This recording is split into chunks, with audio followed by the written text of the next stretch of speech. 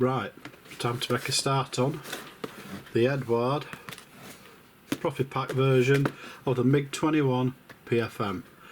I have done a video on this already, on unboxing and a review on what I thought the kit were like to look at, and it shows you all what you get inside it, the box.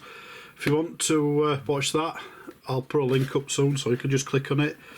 But other than that, let's get in this box, let's get it out, let's get it built, because this is going to be one of my first Eduards where it's the full Profit Pack one. And you do get a lot of goodies with it, so let's crack on. These are my best nippers. Cost about 35 quid, something like that. Now you don't need nippers like these, you can just use a cheap pair that cost about 5 quid. But these ones, I find they allow you to get right close up the cuts, so you don't have a lot of sanding to do. But what I tend to do is just sand the last little nubs off. But this is all part of the cockpit I'm doing here. My Tamiya extra thin cement, which is my favourite, to put these pieces on, but the bit that you're just seeing there underneath, that was the for undercarriage. That's the cockpit itself, but it's all one part, it all builds up like that. Just blasting a bit of cockpit green on it. I'm not 100% sure it's the right colour, but it's the colour I've got, so I've used it. But it seems pretty close to what it showed you on the box. Instructions, sorry.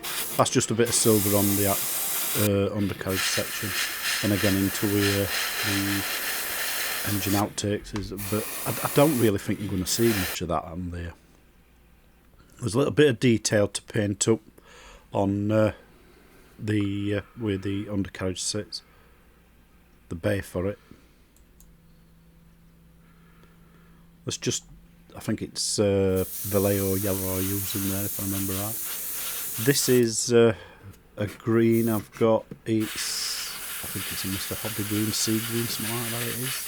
It's a really nice green, to be honest, but it showed you a very similar one, so that's what I've used. I haven't always had the most perfect colours for it, but what I have got are not far off. So this is building the actual engine now, and there's quite a few pieces, and to be honest, there's not a lot you're going to see because it's so long and it's so buried and dark in there. You don't tend to see a lot of them. I could have just, in all honesty, built this and then just painted outer edge because you don't see it really, but I went with instructions, and I wanted to do as much as I could on it to make it look as good as it possibly could, this kit. And that's the only piece you see, I think it is, on art. Yeah, that's the only piece you'll see on outside really, is that little silver bit. The instrument panel now, this is super glued on, and I've put a tiny drop of super glue on. I ain't put loads because I don't want it smearing everywhere, just put like a tiny drop and smeared it about a little bit, and then just put my piece on, and then I pushed it in place. But I've lost a lot of footage, so sorry to say, but this is all I've got left of that. So you can see though how nice it's ended up, the cockpit. It's in like two parts. You put one on, then you glue the other one, and it's similar again. This is how I did it. I just bit of super glue, put it in place, push it to where you want, and that's it. And here you can see me, I'm just shoving the actual instrument panel in, so that you've gotten the cockpit section built. These are what go on side, so again it's part of the cockpit. So these are like the dials and stuff that you see on the side.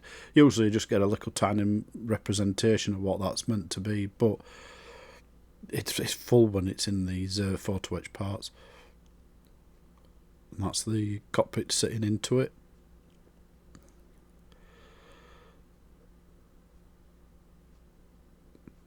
It's a little bit fiddly, but suddenly you'll find it just clicks in. There, that were it. Just clicks in. Engine's dead easy. That just sits straight in like that. Don't have a problem with that. I ain't had a problem with any of this kit up to now. It's been fantastic in all honesty. I know all I do here is I just run my extra fine cement down, and I do a bit at a time. A little bit at the front bit there, then I move on like that, further down at the back section, and I like to glue them up and try and keep them as straight as you possibly can. They're glued together easily like that. These are meant to be, I think they're the running lights or something, but they just go on inside here before you actually assemble it all together. So, and you have to paint these up first. But most of that, all that blue and that, it is the tiniest bit of it you see if you're lucky. A couple of drops of contactor cement first, just to help it stick the wing parts. And I just put these together. Especially now I've put them running light, whatever they're meant to be inside. That. And then I'll just run a little bit of Tamiya extra thin cement down the actual edges, just to make sure it's got a nice good seal. That's the undercarriage section, and now you can see how it works, because you can see into where it fits. This is a fantastic idea, this, because you've got a lovely nice fit, but the detail you want is now all visible. You can see it there underneath. It's all perfect. It's brilliant. Again, just a little tiny bit of Tamiya cement, just to run down edge, just to seal it in. But it nearly clicked in and wanted to stay in without even putting cement in it. Well, that good, that part. These are just the little bits that go on the front to finish the nose. Well, the where the cockpit section is, and now I'm doing nose cone. That's just one bit. I don't know why that weren't moulded in, but it ain't. But yeah, fit it on like that. All the parts, every single part is just slotted straight into place, and a lot of them have got little bits on them, so that you can only, or little cutouts, so you can only fit it in one actual direction. And that section there, that's a brilliant idea. That goes across the top, and hides eye. You've got trying to do a seam line. It's the first time I've done out like that with a kit, and it's brilliant.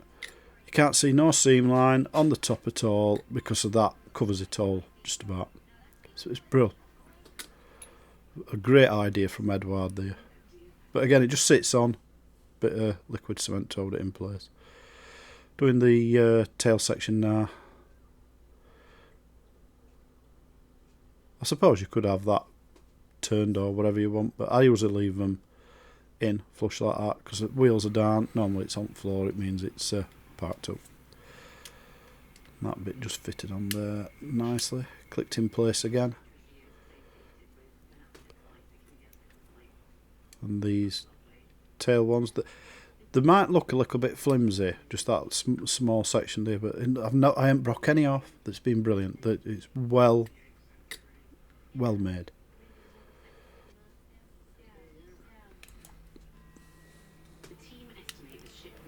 And these flaps, I'm just shoving in place here. They actually just shoved in and held themselves in place. All I had to do was just run a bit of Tamiya extra thin just around it, just to make sure that they stayed where you want them. They didn't fall out. The part fitment is second to none. It's one of the best I've ever done kits where the parts fitted perfectly. These are the undercarriage doors. I'm gluing these in place. At the time I was thinking to myself, I might be making a mistake there, but I did it anyway, and it turned out that they stayed on. One come off, but it glued straight back on. But we'll go back to the bits I'm fitting there, and these are just the last parts you're putting on there. I'm getting towards the end where soon going to be painting it.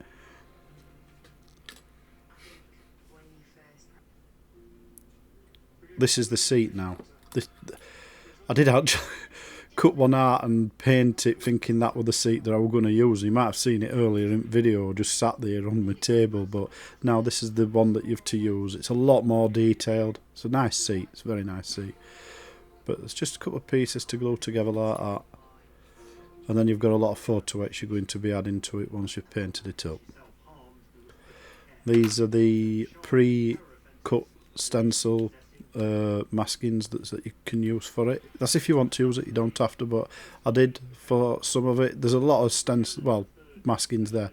You're not actually using them because they're for different variants, different cockpits. and for different paint schemes, because you gain some to cover for your paint as well. This is just that liquid mask. It's just Vallejo's version. I've never had any problems with any of these different versions. They're all the same to me. But you just feel centering with that. It tells you to do it on instructions. Right, I'm going to prime it now, and I'm going to use Mr. Hobby, Mr. Finishing Surfacer 1500 Grey. This is my preferred actual primer. I prefer this over the Vallejo and all of them. It's brilliant. It takes, don't come off, rubbing on edges just don't seem to happen with this. This is absolutely fantastic. But it's expensive compared to the Vallejo. That's why this goes on me kits like this, which I feel they're a better kit. They're worth throwing a bit more money at in paint wise. But anyway, that's what I'm going to use. Another thing, I've put the underrails on for the missiles and stuff like that there, and I've built the missiles and fuel, extra fuel at the tanker thing, but I've lost the actual footage for it, so sorry about that. You won't be able to see it, but there were no special, it's just me building them. You can see here there's a bit of filler on that gap there, that one. That's just a tiny gap that I think needed a bit of filler just to improve it. There's that, got a tiny bit, and there's a couple of tiny gaps appeared there that I put a tiny bit in, and that was Vallejo's filler, just a right tiny nozzle. You can just put a little bit on and then you wipe it off with a damp cotton bud. I use some IPA alcohol to wipe it off, just to make sure that it's all nice and clean and it's ready for spray. I brought my little tiny pieces off plastic wise, but they do give you a metal version, a PE, so that's gone on there. So now that one matches up with that one that you saw me do. But sorry about losing footage, but hey, it does happen. So time to crack on with getting it primed. This is my Proton, Mr. Proton Boy, I think it's called. PS 270 airbrush I'm using, and I've got it connected to me proper compressor with a tank on it and all that. And it's my favourite airbrush. It's never let me down. Brilliant airbrush. For the amount it costs, it's great. It's better than my Iwata one, and in all honesty it was about half at the price, if not less than that. I hardly use my Iwata one now anymore because of this. The colour I'm using is Vallejo Model Colour Pastel Blue. Now, you have to thin this with whatever you wanted to use at the time. I mean, you can use water that, but my favourite for spraying with is Tamiya RX20A thinner. I find it works fantastic for this. It does dry quick though, so you've got to be a bit careful with it. Now, I've took the same paint, in fact what I've had left in my cup on the airbrush, and all I've done is added some Vallejo white in it, and I've made it a lot lighter than what the actual colour is naturally. And what this does is it allows you to paint eccentric panels and stuff like that as if it's got a bit of weathering to it. I didn't want to do too much because I didn't want it to look like it had been flying for the last 20 years, but I thought it didn't look bad. Especially when you put a wash on it, you'll start and see a lot of that darken out anyway. I've gone to Vallejo again, and this time I'm using the Vallejo Ivory model colour. I'm going to try putting a couple of different whites on. This one, which at first Ivory, and then I'm going to move over to the normal white. It's got good coverage, to be honest. I mean, there's a couple of spots I'm having to go back over a little bit, but yeah, the Ivory, it looks nice. It's a nice colour. Just, it's not too bright with the normal white. It's a little bit too bright for me. This is the normal white, and I'm doing it again. I'm putting it into centric panels. But I'm going to be, once I've done this, I've seen it, and I don't think it made any difference whatsoever. Sometimes you just can't get enough colour difference variation to make a a massive change, but I did it anyway. As I was doing it, it looked better than what it was. These are just your... Oh, this is the anti-glare strip at the front. Just adding that, and the cockpit and that's painted in black as well. Again, I put a little bit of white in once I painted it and just tried lightening it off a bit in areas, just to give a bit of areas, but again, there wasn't much difference. Right, you can see there's a green on under there already. It wasn't, as you'd say, bright green enough, a luminous green or whatever you want to call it, so I had to change it. I've changed it for Mr. Colour Green. It just didn't work right well, the other one. It were an AK one, the other, and it just didn't look right, so I put this one out top and it seems to be a bit nicer colour. I've used a heck of a lot of masking, that's for sure. And this is it now, it's all took all maskings off, and you can see where I painted it. I think it looks well, I really do. And that Mr. Surfacer means none of this is coming off unless you properly scratch it with something. Shows you to paint some areas up. And this is Tamiya yellow. It's my best yellow that looks similar to the actual decals itself. Didn't have the greatest stands when I was doing this, to be honest with you. I'd been at work and they were a little bit shaky. Again, just painting up engine sections. It's just the colours it's telling you to use. Again, it's Tamiya. I'm going to have to get something different than this Tamiya, because in all honesty, it doesn't paint very well with brush. If you put it in a separate pot and add a bit of retarder, it's pretty good paint for painting with brush, but as I'm doing it like this, it isn't. Put the decals on, and they go on, seem to have slipped over easy enough like that, but already you can see there's something wrong with these decals. You can really see there's something wrong with decals. The more that I would start working with them, and yet you can see that white line now.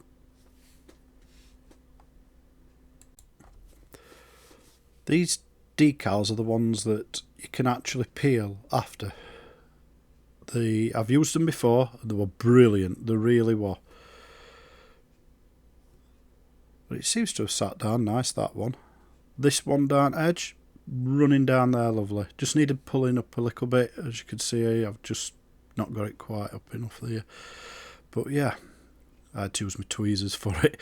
It wouldn't shift once I tried pressing with finger. But yeah, they ran down there fantastic. Really easily put on like that. I always use cotton buds, microfiber towel, but just a small one, out like that, just to help press the actual liquid water or whatever's there away. Make sure there's none underneath the decal, otherwise it can leave like an air bubble, or it can silver a bit like that, and it helps push them into any panel lines and stuff like that. This is where I start trying to take off the actual film, and you can see the film, it's coming off in places, and in others I'm pulling the actual decal away. Now, I never had this problem with the other ones, but I've noticed this film is very, very thin compared to the others. It's not good at all, to be honest. But yeah, it's pulling great sections away. I'm not happy with this at all. It's parts, look at that there. Nah. And this is where I realised I've got to stop doing this. I've got to stop trying to take it off, because all I'm doing is pulling decal away. And yeah, that's it. It's not worked out at all there. But that white line that's in it, I'm not right sure on that. They're just, something's not right about them decals there. And you've only got to look at this. I get the instructions out and I'm looking, I'm thinking there's something wrong here. And if you look, there's no white line on that. There's no white line on any of this. It's a white line. And I know there's a little bit more being pulled away from when I removed the film off of it, but I don't get it. I don't know why it's like that. It shouldn't be. Because if you look at the box art, look, there's no white line on box art. And I think in all honesty, I've gotten badly printed decals. That's all I can think it is. I don't understand it. I've never had this with Eduard before, so... Anyway, so I've got my Tamiya yellow back art, and it's time to start and paint some of this back in, because it's all I can do. And I don't know if I'm doing it right by doing freehand, but I don't even put any masking over these now, because I'm worried I'm going to end up ruining and pulling them off when I actually think so. Anyway, this is what I'm doing. I'm going to paint it in yellow. This is Tamiya's yellow, and this is Tamiya's flat red. And they're about the closest reds and yellows I've got for it. So, but I can see that it's not the same, and I'm not happy at all with this. It shouldn't be happening with a kit of these days, especially with how good they are. But what's done's done. So I've glossed the kit, and now I'm putting my panel line wash on. And as usual, I'm trying to be really careful at the start. And I don't know why I bother, because it don't take me long before I start and end up just slavering it over it. And it don't make a difference, because it all rubs off anyway. But this one, the panel wash, it's my own made. It's like burnt sienna, oil paints it is.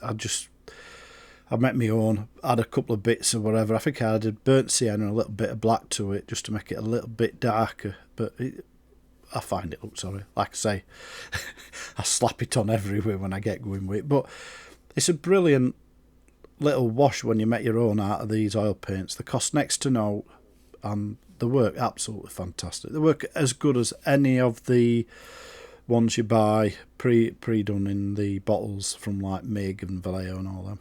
So a bit of kitchen tissue. Now I'll just make sure I rub off the surface. I try and leave a little bit on if I can around stuff that's stuck up and down, creases and stuff like that. So I think it makes it look a little bit like it's dirt. But it holds well into the panel lines. Looks great. And that, as I said before, with the white and the ivory I put on, you can't see it at all. And now that I've put this wash on, it's completely gone. And in fact, the wash is doing more weathering look than what I did with the white and the ivory. So it rubs off very easily with a bit of kitchen towel, especially with a good gloss. Oh, by the way, I use that. What's it called now? That's it. Intermediate gauzy agent. My goodness, I'm losing my marbles. But yeah, that's brilliant on this. I've used it once before, and it completely, for some reason, the decals died on it. It got destroyed where I put decals. But it hasn't happened on this, and it hasn't happened on any others I've done before. So I'm just putting it off as it was Tamiya's decals, not the actual gloss varnish that I put on. But yeah, if you ever want to do it, spray straight out the bottle. You don't have to thin it, you don't have to do out with it, and it flattens out fantastic. But we're going to work on the seat now. Now, I've sprayed it in a Tamiya grey, and now I'm using a lighter Tamiya grey just to do a bit of dry brushing on edges. This is a bit of Vallejo green. I can't remember which one it was, but I've got a few Vallejo greens. But I just put it up back at seat just to make it, as it shows you on instructions, is a bit different. But this is the photo etch seat belts, and again, a tiny little bit of super glue, push it in place. Ooh, and then ruin it and go again. But yeah, just push it in place. And hopefully, once you've finally messed about with it as much as what I have here, it'll stick. But it does. That's better. It's probably because I'd not pressed it in yet anyway. Because it didn't really, I don't think it really grabbed it. But these are the actual belts that you push in, and then you're pressing in more at the top and letting them fold more into the bottom of the seats. You can turn them at the bottom, do what you want, fold them over each other, whatever it is you think you want to do. They are loose belts, these ones, that when they're getting in and out, that they put their arms in and that, so you can do a bit of variation. But there you go, that's the seat done. Lovely bit of detail on it, really is. I'm now just sticking my wheels in, using the contactor because it kind of burns through the paint, helps it to stick. If you just use that Tamiya extra thin, it doesn't seem to eat through paint and the parts just fall off. So put that on, leave it for a good half an hour or more until it actually sets. But they all fitted great. You've got to be careful actually, because at the back end of them, the plate that figures, you can actually see it on the undercarriage, it's offset because it folds and turns around as it goes in. But there's the, I believe that's fuel tank, I'm sure it is. Don't know if it's a drop one or not, but yeah, that what you see me use with brush then, that's the accelerator for super glue. I just spray a little bit because it comes in a spray foam. I don't want to spray it on kit. I've done it before and it just whitens up if you do too much. So I'll just spray it in the lid and just get a little tiny bit on the end of that, and it just makes it go off instantly. And it don't need a lot, and then your part's not going to fall off like it tends to do with me.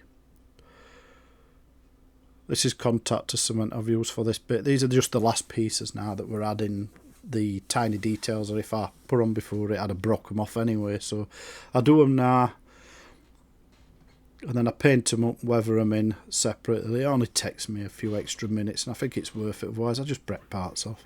Although I'm surprised I never broke off more than what I did. I did break off at the back the little three tiny pieces that stick up that disappear, but hey. As for cockpit, super glue again, tiny bits on edges. I think they work well.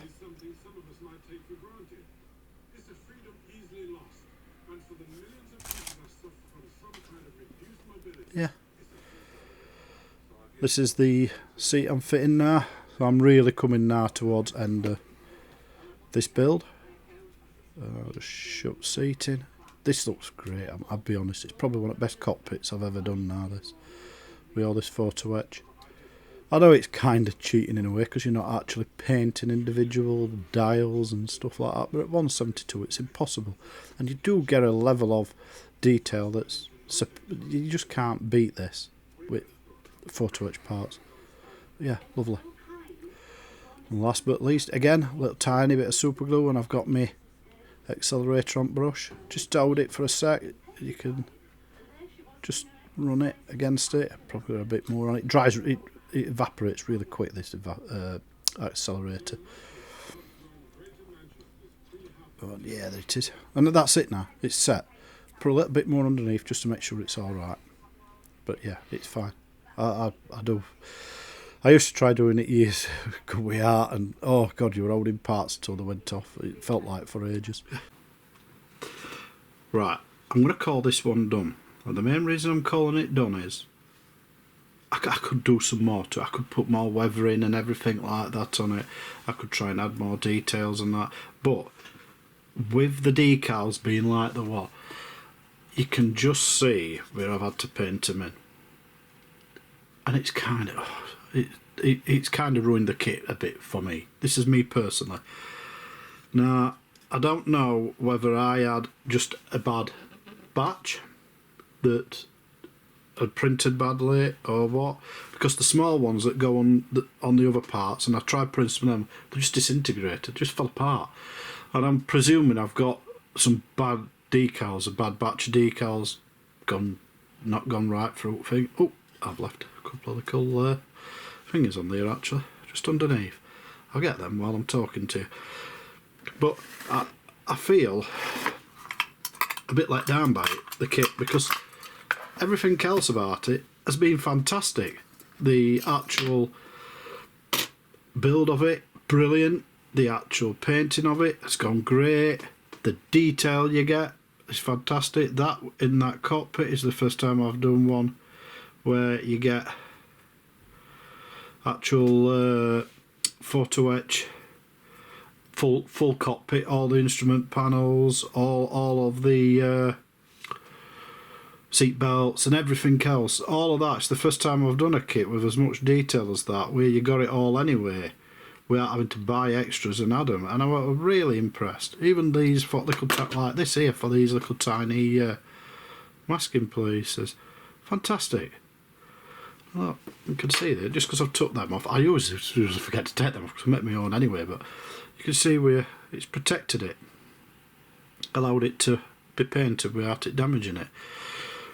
But to me, I'm happy enough with it, in the sense of I don't think I could have done a lot better than what's done to it from what it was, because of the decals. I think if them decals had not been as bad as they were, I would have gone along the lines and actually tried weathering it a little bit more, but I don't think it's too bad. And you can see it's got a bit of weathering colours and that.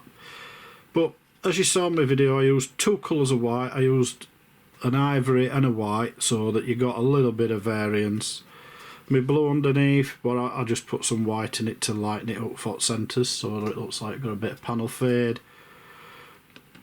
Everything else is just the normal of what I do. When you've seen me do it, hopefully you've seen me do it a few times, it'd be nice if you have. Would I buy a kit again? If I knew decals were good, yeah, defo. It's a lovely kit for it. It's just the decals. I'd give it, as they say, 9 out of 10 for build and 9 out of 10 for detail. Never give them 10 out of 10 because they'll want more, expect more, you know.